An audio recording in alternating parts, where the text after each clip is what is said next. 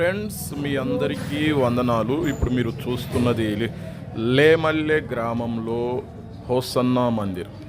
Brother Yesanna గారు ప్రారంభ దినాలలో లేమల్లె గ్రామంలో ఇప్పుడు మీరు చూస్తున్న ఇదే స్థలంలో ఒక 50 మందికి సరిపడే చిన్న రేకుల షెడ్డును కట్టుకొని అందులో ఆరాధనలు జరిగిస్తున్న కాలం 1990 సంవత్సరంలో వచ్చిన భయంకరమైన తుఫానులో ఆ మందిరం పడిపోయింది. కనుక దేవుని ఆజ్ఞానుసారంగా ఈ క్రొత్త మందిరాన్ని 1991లో నిర్మించారు. వందలాది మంది ప్రజలు ఈ మందిరంలో ఆరాధనలు జరుపుకుంటూ ఉన్నారు. అంత క్రితం దేవుడు ఏసన్న గారిని ఒక ప్రార్థనా గుహను నిర్మించమని సెలవిచ్చారు. ఏసన్న గారు దేవుని ఆజ్ఞకు లోబడి ఇదిగో ఇప్పుడు మీరు చూస్తున్న ఆ ప్రార్థనా గుహను నిర్మించారు. తుఫాను సమయంలో మందిరం పడిపోయిన సమయంలో చుట్టూ నిర్మానుష్యంగా ఉన్న సమయంలో ఈ ప్రార్థనా గుహలోనే ఏసన్న గారు తలదాచుకున్నారు. ఆ తర్వాత ఇదే గుహలో గంటల తరబడి రోజుల తరబడి ఉపవాస ప్రార్థనలలో దేవునితో పోరాడి ప్రార్థించి ఉన్నారు. ఇప్పుడు మీరు చూస్తున్నారు చూడండి, ఆ కొండలు. ప్రార్థనా గుహను నిర్మించక పూర్వము ఏసన్న గారు ఉపవాస దినములలో ఆ కొండల మీదకి ఎక్కి రాత్రింబావుళ్ళు అన్నపానాలు మానేసి దేవునితో సహవాసం చేస్తూ దేవుని సన్నిధిలో గడిపేవారు.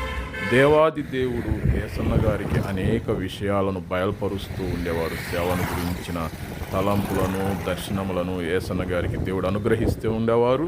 ఆ కొండల మీదనే ఏసన్న గారు దివారాత్రంలో ఉపవాసం ఉండి ప్రార్థించేవారని అక్కడి వారు చెప్పుకుంటూ ఉంటారు. ఇప్పుడు మనం హోసన్నా దయాక్షేత్రమునకు వెళ్తూ ఉన్నాము.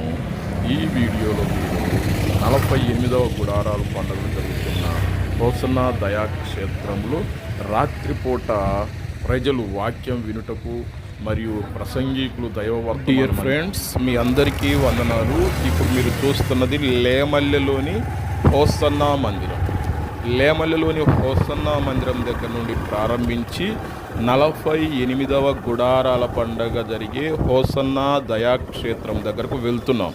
మనం గుంటూరు నుండి బయలుదేరితే అమరావతి వెళ్ళే రూట్లో లేమల్లె దాటిన తర్వాత ఎండ్రాయి అనే గ్రామానికి ముందు మనకు హోసన్నా దయాక్షేత్రం వస్తుంది.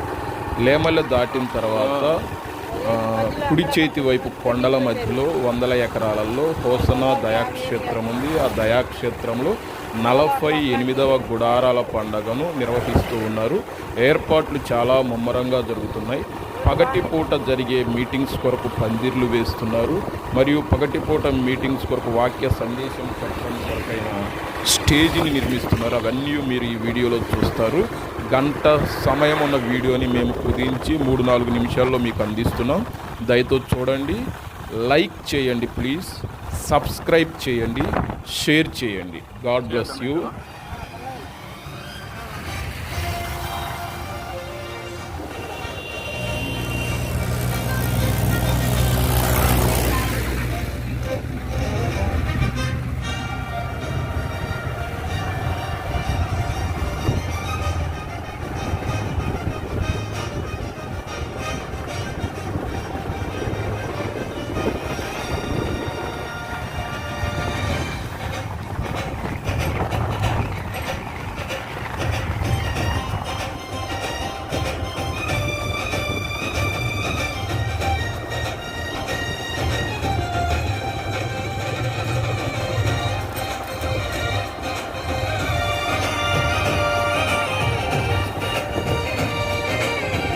మిత్రులారా, మీ అందరికీ వందనాలు.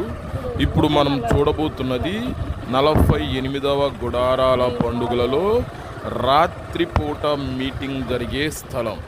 రాత్రిపూట గుడారాల పండుగలలో లక్షలాదిగా ప్రజలు హాజరైనప్పుడు వారందరూ సౌకర్యముగా కూర్చొని దేవుని వాక్యమును వినుటకు అనుకూలముగా ఒక ప్రసంగ వేదికను నిర్మిస్తూ ఉన్నారు.